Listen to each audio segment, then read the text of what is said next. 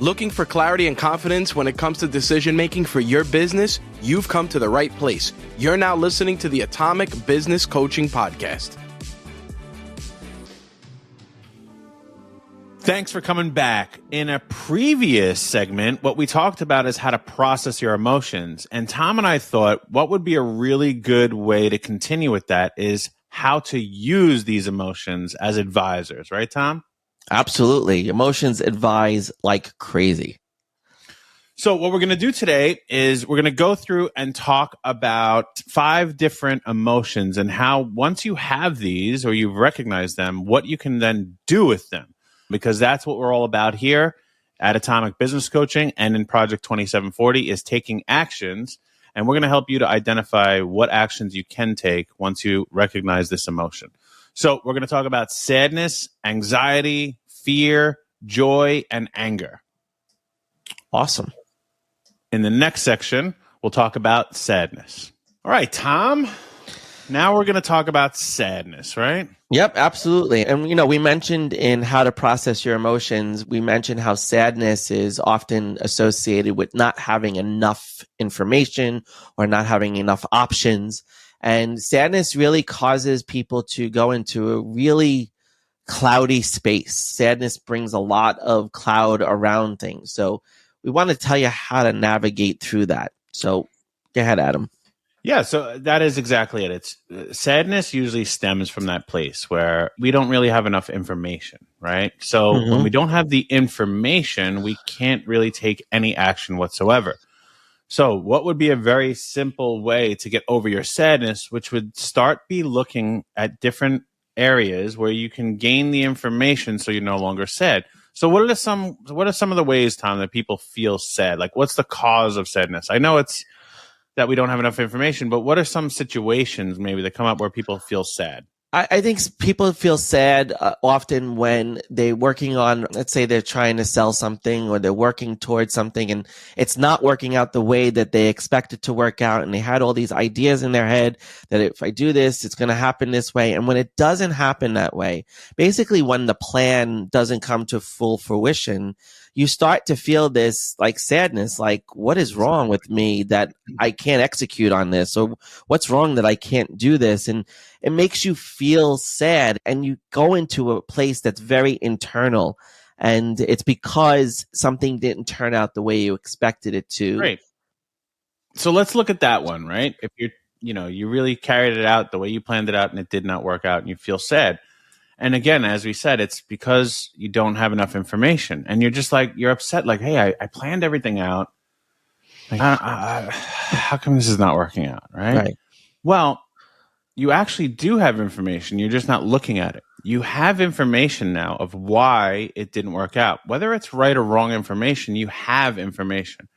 And in those situations when we feel sad, we have to look at, number one, the information that we do have that we're maybe glazing over because that emotion is taking over.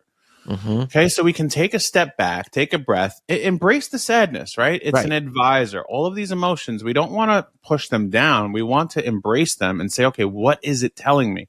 And what we want you to recognize, it's telling you that I don't have enough information.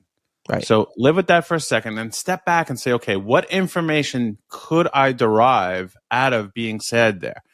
And start to look at, well, I tried to, what were you saying? It was like a sale, right? They didn't do that because of, they didn't have enough money. Okay, well, what can I do about that in the future? Tom and I had a client today that didn't have enough money. Their cash flow was down and they wanted to continue. And we figured out that, okay, they want to continue. That was the information we had. They wanted to continue with us. They just couldn't pay. So we said, all right, since we have that information, now what action can we take? And the action that we took is we took this month's payment and we spread it out over their next 8 payments. They were thrilled. Their sadness literally in a heartbeat went away. Our sadness that we weren't going to have a client in a heartbeat went away. It's because we had information and we can make a decision on that. So that's the first part. Look at what happened from your sadness. The second part is if you don't have any information from there, where can I go get that information? So Tom, what are some places people can go get information when they're sad?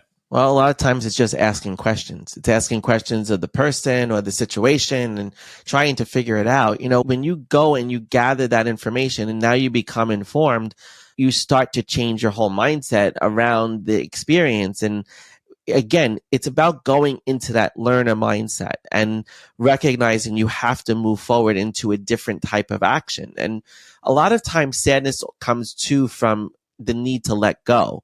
And, like when an employee leaves you, right? An employee may decide to go and move on to another thing, and you get sad about it because it's a loss for you and you feel a loss. And when you start to feel losses, you get very sad. And that's the other place I want to make sure that people are clear on is that often sadness comes from a loss, and it's a loss of something, right? So maybe, you worked on something and now it's done and it's over, and now you've lost that because the experience is done. Or, you lose an employee because they decide to go somewhere else, and all of those things trigger this. But again, it's what information is available to you at that time, right? Why did the employee leave? Understand why. Was it something that you could have done differently? Was it something that they really were just looking for that was not in the same place as you were? And it's really learning how to better let go of things. And when we hold on to things too tightly, we become even more sad. So the letting go helps us to actually recover from the sadness. Well, and I agree with you that a loss definitely brings on sadness. And I want to go to that one you talked about, the employee. Just like we had our client that switched from sadness to ecstatic, and so did we. It's the same thing here. Is I've had employees that were leaving me, and I'm like, I don't understand them. I was sad because I'm like, they were really good. I did a really good job for them. They did a really good job for me. Everything seemed to be good. And I was sad that they were leaving.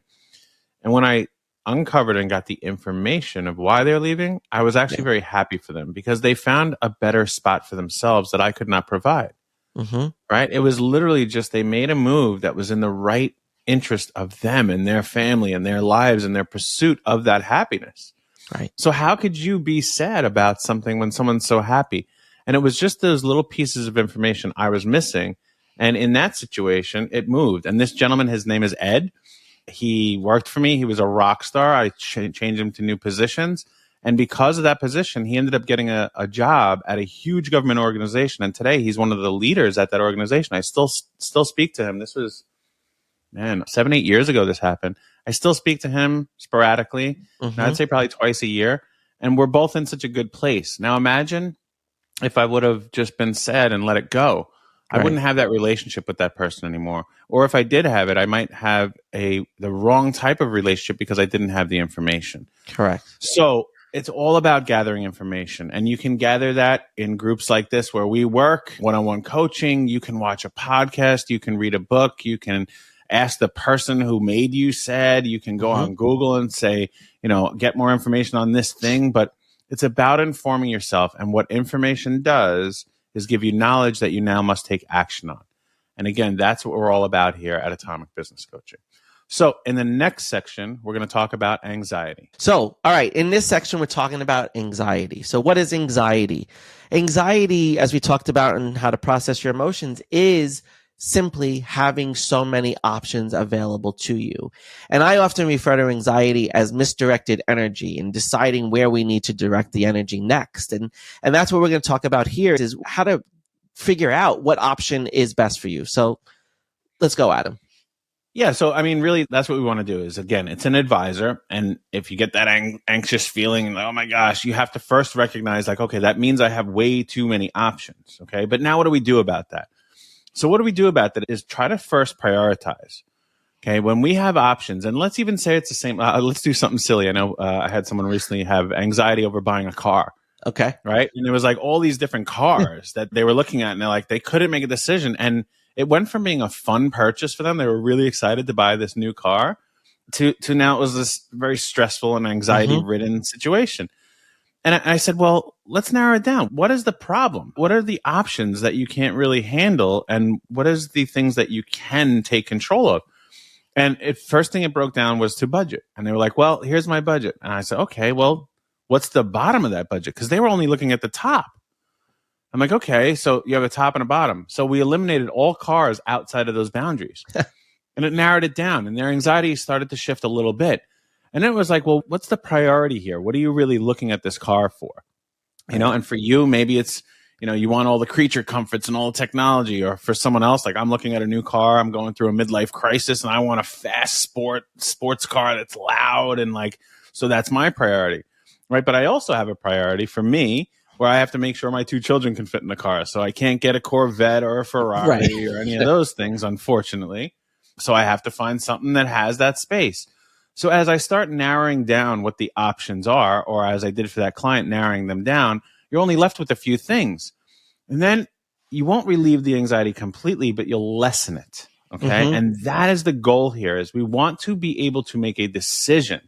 That's why we're anxious, is because we can't make that decision because there are too many options. Right. So that's one of the ways. I know it's a silly way looking at it. No, I think it's a great example of it because, and you said something very critical there that I think people have to recognize is anxiety is typically related to worry. It causes you to worry about something, which really means that you're feeling the loss of control. And you said it's what can you control, right? And I always say to people, where is your seat of power? Because most of the time when you have so many options, you have to position yourself in that seat of power and you can make so many different choices and you have to find the one that best fits for you without worrying about making the wrong mistake. A lot of anxiety is born out of this fear of making the wrong mistake or making the wrong choice and consequently making a mistake. And what we have to do is remember that we can only control so much, but when we know what we can control, that allows us to reduce our anxiety because most anxiety is just that loss of control. So I like how you put that. Yeah. Great. In the next section, we're going to talk about fear. Alrighty, Adam, let's talk about fear. I have my way about fear and talking about adrenaline, and I know you have yours, right? So why don't we start with yours? Okay. So for me, fear is an acronym. I've used this for, probably like 2 decades. I don't know who told it to me. You've probably heard this before. Yep. But fear is an acronym. False evidence appearing real. I'll say it again. False evidence appearing real. We're usually scared about something because we've gotten the wrong evidence that this thing is actually happening, right? Or we have no evidence that it's happening. And that is what we are looking for, We're looking for proof that if I do this, I'll be safe. If I do this, it'll work out. If I do this, I'm going to be okay. And if I do this, I'll be successful. And you may not have that personal evidence. And that's where I really look at fear deriving from, is a point of like the unknown, right? And the unknown should actually be exciting, right? If we can mitigate the risk. And what mitigating risk is, all risk is what's left over after we plan. So when you're scared about something, you can have a plan for it. So I'll give you an example of my son. He was very fearful of performing on stage in front of hundreds of people. He was asked to do this trumpet solo. Actually, it was with 3 people. They call it something different. One day I'm going to remember this name, but I should probably look it up.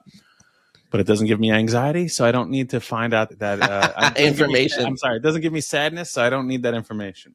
So he was very scared, very fearful of going up on stage. And he's like, I'm so like nervous, Dad. I don't know if I want to do it. It's like, okay, well, have you done this before, Tyler? And he's like, yeah. I'm like, in front of how many people? He's like, I don't know, like 50 in the classroom with all the other band members. I'm like, okay, how did that work out? And he's like, fine. Why? Why are you asking me? I'm like, so you have evidence that you can do this, right? He's like, well, yeah, but I've never done it in front of this many people.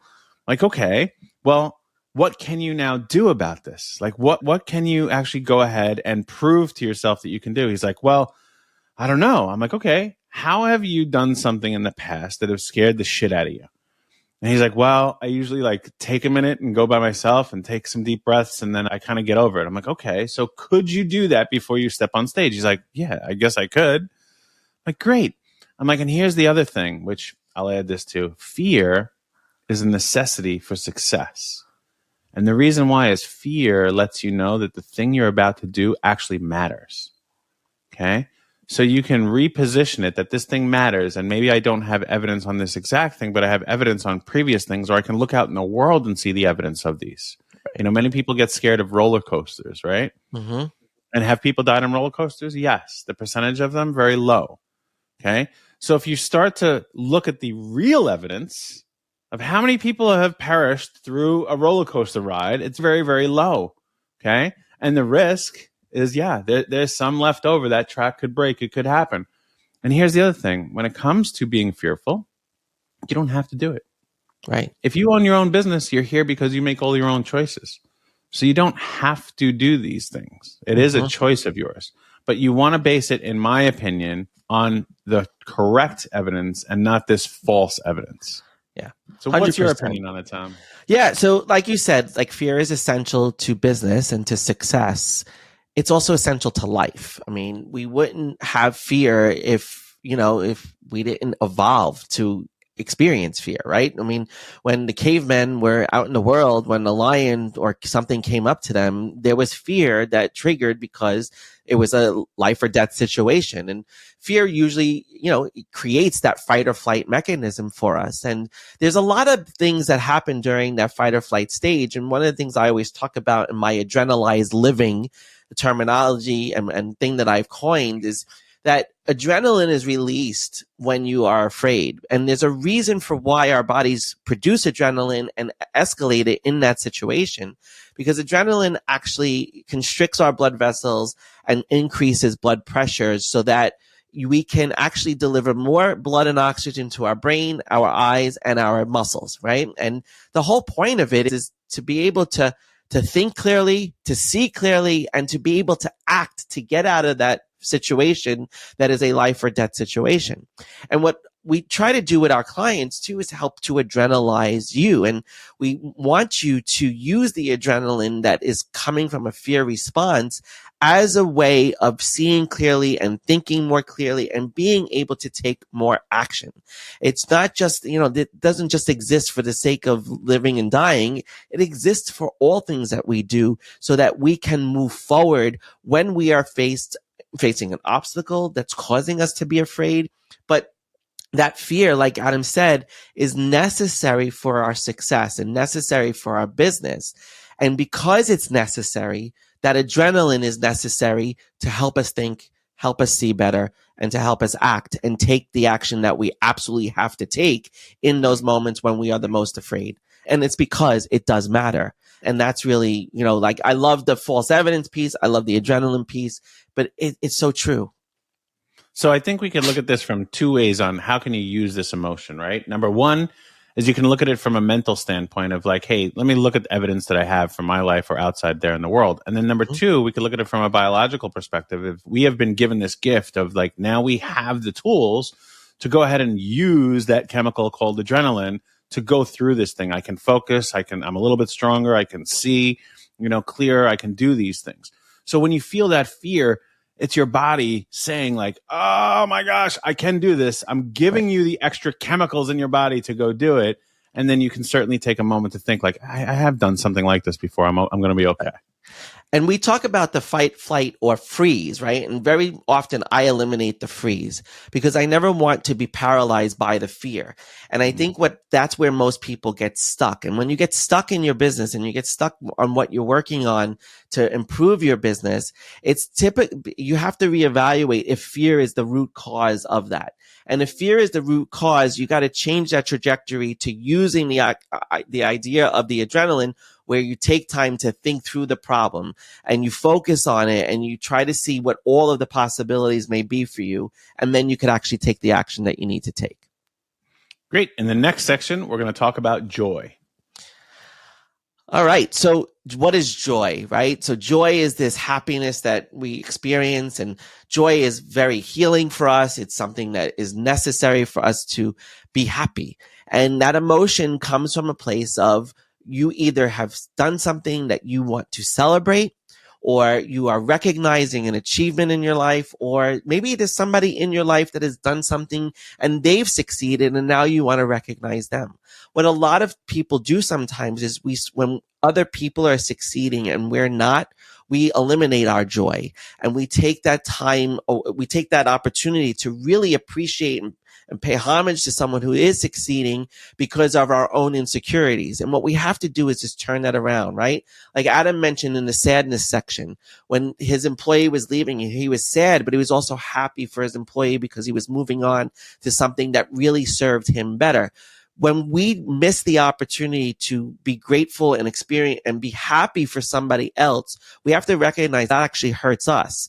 So use your joy and be careful to make sure you always celebrate someone or celebrate yourself when you're experiencing that emotion. And Adam, what is it for you? Well, before I go into what it for me, I want to go deeper into that, because that is Okay. how to make sure you embrace and have and keep joy. But let's say we have joy. Okay. Right. Now we have joy. How do we use that, Tom?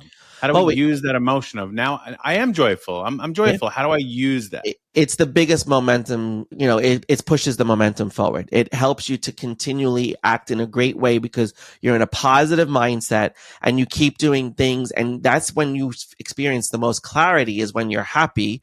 And that clarity produces the actions to continue the process, to really gain the momentum. And that's how I try to use my joy. Like, I'm so happy and so excited. Let's go. Let's keep going on this. Let's live in this moment and continue that trajectory forward so that we can actually continue to be successful, because there's that continuation of the joy that's needed. You have to continue and sustain that in some way.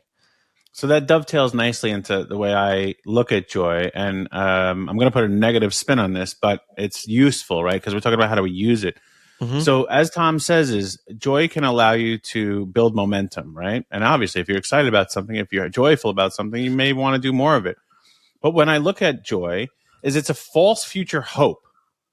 When we're sitting in that joy, sometimes you think everything else is going to be wonderful, and it's just going to, everything's happening for a reason, and I finally made it, and it's all working out and everything. And it feels that way, okay? But it actually is a false future hope, because you have to put the work in. You still have to put the work in. Mm-hmm. Joy is an advisor to tell you, hey, what you're doing works, or what happened to you worked, and you should feel really good about it. And as Tom is saying, if it gives you the momentum to keep doing it, if you don't, you're going to go back down to sadness, right? Because you don't have the information, or you're going to go into anxiety because now you have too many options and you don't know what to do with it.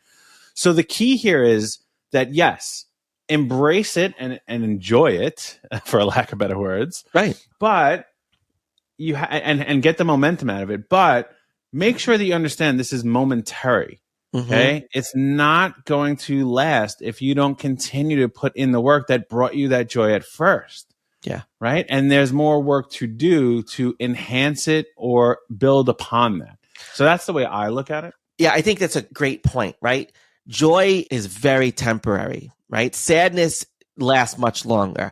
Anxiety lasts much longer. Anger lasts much longer. Fear when joy is the one thing that is so fleeting, and it really takes a lot of work, right? When you see someone that's so happy all of the time and they're always positive, you're like, how is that person always so positive all the time? Well, they're constantly filled with joy because they're finding the things to be joyful about, and they are creating those opportunities, and they're able to sustain that momentum of joy in their life. And it's a very fleeting thing for most people. And it's probably the briefest experience of all of our emotions. So you have to really capitalize on that moment, because that's what's going to bring you forward into the next. And hopefully you can sustain it. Love it, Tom. All right. In the next section, we're going to talk about anger. So we're going to take a little different approach here. We're going to talk about anger, but I'm going to have Tom speak to you about some misconceptions behind anger. And then at the end of this, we're going to wrap it all up together to show you how to look at all the emotions. So, Tom, why don't you tell people what you've advised me on, many of our clients on, of what anger really is? Yeah. So, like I mentioned in the last course on how to process emotions, the anger is really rooted in anxiety and fear. Okay. And we see this more with men than women, but more men will experience or exhibit their anxiety through anger. Okay. Because it's an uncertainty. It's an unknown. It's a overwhelming feeling of too many things going on. And we don't know how to always process that anxiety and that worry and that stress. So we become angry. And what anger really represents is there's some kind of misalignment somewhere. Like, I was working with somebody recently, and they were trying to help me put something on my email, and I was becoming angry because it was messing up a lot of things in my system. And it was because I was really more afraid that I didn't know what was going to happen as a result of it. But I got angry first. And when I really examined why I got angry is because, I don't know how this is going to impact me in the next 5 minutes. I don't know how this is going to impact me in the next 24 hours. And that's where a lot of anger comes from. It's from that fear. It's from that anxiety and that misalignment with everything. And that's what I want to wrap this up with, is that sometimes when we have an emotion, we've given you ways to use it, but you actually may need to assess, is that the true emotion I'm having, or has it been misaligned in one way, shape, or form? You know, you may feel that anger and have fear, but actually you may have fear and it's because you're really sad, right? Because as we said, the anger, it could really be like, I'm scared of something. And the being fearful could mean like, oh my gosh, I don't have evidence. And then that can lead you into, once you recognize that, oh, now I'm sad because I don't have the information. The goal of us teaching you this and how to use your emotions is because they should be your advisors. But you have to be patient, you have to listen, and you have to go down. Instead of just solving this problem that you call emotions, how do we use these gifts we've been given by the universe, by God, by whoever you believe in, inside of our DNA for millions and millions of years, to then go take the next appropriate action? So imagine that. I'm so mad at something. Oh, wait a minute. I'm actually scared. And why am I scared? I don't have the evidence. Oh my God. Now I'm kind of sad. Okay, let's go get the information. And when you get the information, what happens when you get the information? You usually have joy. And everything is leading back to joy. What our end result should always be is joy. How do we get there? By using those other emotions, and have each and every one of these be your advisor on the next action you need to take, because that's where all of the emotions stem from. Action or inaction. It doesn't just magically appear. It's the action or the inaction. So, Tom, anything you want to add? Otherwise, we're going to wrap this one up. No, I think you summarized it perfectly. I think that people have to remember that all of these emotions are connected. And if you don't recognize that they're all connected, and they're very intentional. Every emotion is intentional. Every time you feel something, there is a reason for why you feel that. And there's an intention for you to go and figure out why I have to do something, or what I have to change, or what I have to do to move on to the next thing so that I can get to joy. And they call it an emotional roller coaster for a reason, because there's, the rise and then the fall, and then the rise again, and then the twist and the curve. And it's all those emotions acting on the same track, but that track changes so constantly that it's really hard to hold on to the exhilaration of the joy that comes from when you drop down and you come back up after that big drop. So instead of having your emotions use you, go out there and use your emotions.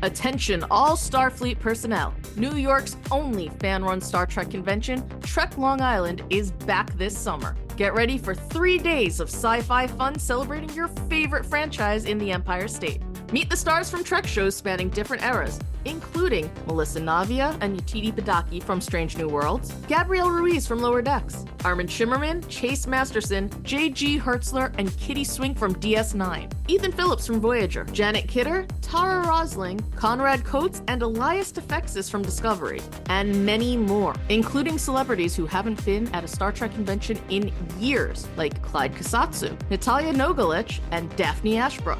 Come meet your fellow fans. Take in a panel with your favorite podcasters. Enjoy Dinner with the Stars, featuring live musical performances. Meet authors, artists, and musicians, and so many more during this epic 3-day event brought to you by the talented and inclusive community that makes Star Trek go at warp speed. Trek Long Island takes place from May 31st to June 2nd at the Hyatt Regency Hotel in Hauppauge, New York. Visit treklongisland.com for tickets, exclusive packages, and more information. Trek Long Island, going kindly this summer.